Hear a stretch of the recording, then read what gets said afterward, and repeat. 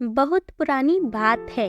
हिमालय में प्रसिद्ध मानस नाम की झील थी।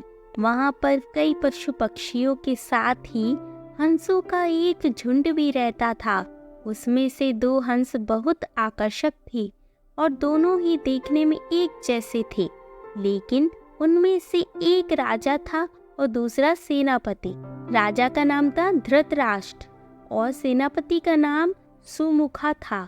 झील का नज़ारा बादलों के बीच में स्वर्ग जैसा प्रतीत होता था। उन समय झील और उसमें रहने वाले हंसों की प्रसिद्धि वहां आने वाले पर्यटकों के साथ देश विदेश में फैल गई थी। वहां का गुणगान कई कवियों ने अपनी कविताओं में किया, जिससे प्रभावित होकर वाराणसी के राजा को वह नज़ारा देखने की इच्छा हुई। राजा ने अपने राज्य में बिल्कुल वैसी ही झील का निर्माण करवाया और वहां पर कई प्रकार के सुंदर और आकर्षक फूलों के पौधों के साथ ही स्वादिष्ट फलों के पेड़ लगवाए। साथ ही विभिन्न प्रजाति के पशु पक्षियों की देखभाल और उनकी सुरक्षा की व्यवस्था का आदेश भी दिया। वाराणसी का यह सरोवर भी स्वर्ग जैसा सुंदर था, लेकिन राजा के मन में अभी उन दो हंसों को देखने की इच्छा थी जो मानस सरोवर में रहते थे। एक दिन मानस सरोवर के अन्य हंसों ने राजा के सामने वाराणसी के सरोवर जाने की इच्छा प्रकट की, लेकिन हंसों का राजा समझदार था। वह जानता था कि अगर वो वहां गए तो राजा उन्हें पकड़ लेगा। उनके सभी हंसों को वाराणसी जाने से मना किया, लेकिन वो नहीं माने। तब राजा और सेनापति के साथ सभी हंस वाराणसी की ओर उड़ चले। जैसे ही हंसों का झुंड उस झील में पहुंचा तो अन्य हंसों को छोड़कर प्रसिद्ध दो हंसों की शोभा देखते ही बनती थी। सोने की तरह चमकती उनकी चोंच, सोने की तरह ही नजर आते उनके पैर और बादलों से भी ज्यादा सफेद उनके पंख हर किसी को अपनी ओर आकर्षित कर रहे थे। हंसों के पहुंचने की खबर राजा को दी गई।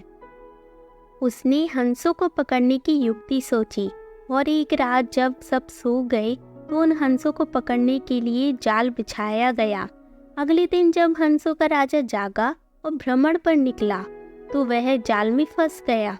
उसने तुरंत ही तेज आवाज में अन्य सभी हंसों को वहां से उड़ने और अपनी जान बचाने का आदेश दिया। अन्य सभी हंस उड़ गए, लेकिन उनका सेनापति सुमुखा अपने स्वामी को फंसा देखकर उसे बचाने के लिए वहीं रुक गया। इस बीच हंस को पकड़ने के लिए सैनिक वहां आ गए। उसने देखा कि हंसों का राजा जाल में फंसा हुआ है और दूसरा राजा को बचाने के लिए वहां खड़ा हुआ है।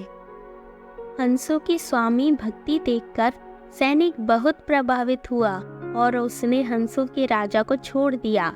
हंसों का राजा समझदार होने के साथ साथ दूरदर्शी भी था। उसने सोचा कि अगर राजा को पता चलेगा कि सैनिक ने उसे छोड़ दिया है तो राजा इसे जरूर प्राण दंड देगा। तब उसने सैनिक से कहा कि आप हमें अपने राजा के पास ले चले। यह सुनकर सैनिक उन्हें अपने साथ राज दरबार में ले गया।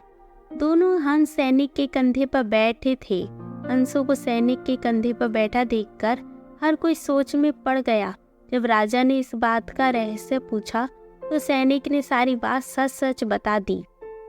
सैनिक की बात सुनकर राजा के साथ ही सारा दरबार उनके साहस और सेनापति की स्वामी भक्ति पर हैरान रह गया और सभी के मन में उनके लिए प्रेम जाग उठा।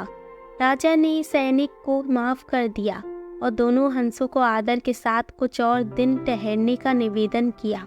हंस ने राजा का निवेदन स्वीकार किया और कुछ दिन वहां रुककर वापस मानस झील चले गए। कहानी की सीख, किसी भी परिस्थिति में हमें अपनों का साथ नहीं छोड़ना चाहिए। धन्यवाद दोस्तों। अगर आपको यह कहानी पसंद आई हो तो हमारे चैनल को सब्सक्राइब जरूर करें।